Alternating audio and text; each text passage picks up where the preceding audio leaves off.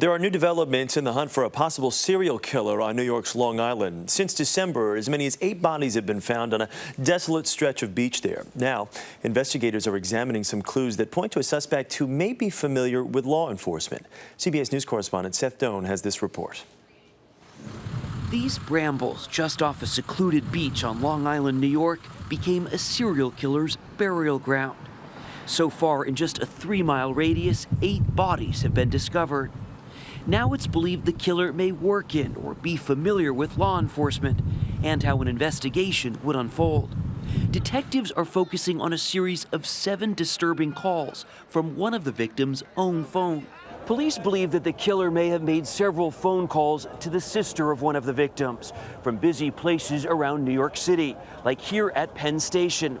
The calls were kept short, so if they could be traced, the killer still could not be identified by surveillance cameras.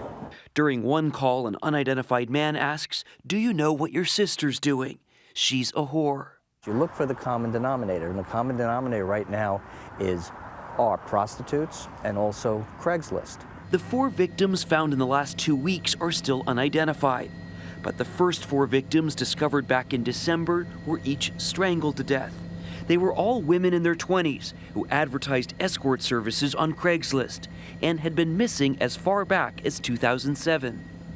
Wally Zions, former NYPD detective, says the fact that those bodies were wrapped in burlap bags may be a clue.